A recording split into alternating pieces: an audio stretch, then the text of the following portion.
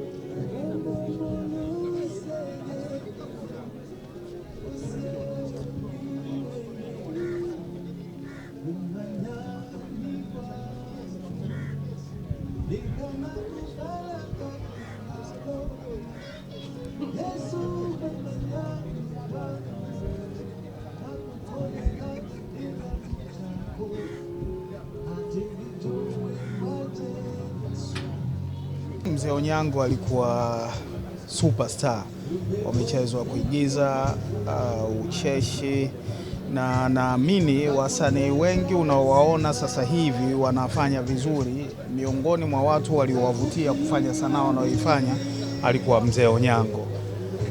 Mzee Onyango alikuwa anaigiza vizuri kiasi kwamba hata unavyosikia msiba wake, idadi ya watu wanaoniuliza kwamba hawaamini kwamba mzee hakuwa Mkenya kwa ile lafudhi ya Kilua aliyokuwa anaifanya ni wachache, ambayo inaonyesha jinsi ambavyo alifanikiwa kama msanii. Lakini pia alikuwa mtu mzima, yuko matured, hana mikogo, husikii vituko vya hovyo. Ni mtu ambaye umri ulimvaa, umri wake anaishi kwa maisha ya umri wake, lakini ile sanaa alikuwa mfano mzuri kwamba sio lazima kuwe na mambo ya hovyo miongoni mwa wasanii. Na mimi nilikutana naye online kwa bahati mbaya ama nzuri, sijui tuseme, bunge linaendelea. Kwa hivyo nilikuwa bungeni, mtu akaja akanionyesha, unaona Mzee Onyango amefariki. Na huyo wa kwanza aliyekuja kunionyesha hakuwa anaamini pia kama mzee ni Mtanzania. Yaani alikuwa fan, lakini anaamini mzee kwa lafudhi ile ni Mkenya. Kwa hiyo taarifa nilipata kwa namna hiyo. Hili la kwanza, wavae uhusika, wafanye vizuri kazi yao kwa kadri ya uwezo wao. Naamini watu wengi wana vipaji, na wakiweka akili zao na wakiwa na consistency itawasaidia kuwa wasanii wakubwa, lakini mfano wa kuigwa na kufikisha mahali wanapoitarajia kazi yao ya sanaa ifike. Hili moja. Lakini la pili, kujilinda, kuwa matured, kwamba kazi ya sanaa ni kazi kama kazi nyingine. Haihitaji makando mengi, haihitaji maskendo ili kuweza kukufanya uwe msanii mkubwa. Unaweza kuifanya lakini ukawa mtu wa familia, mtu unayejiheshimu, na mambo yakaenda vizuri vile. Msiba huu unatuachia darasa gani sisi ambao tumebaki?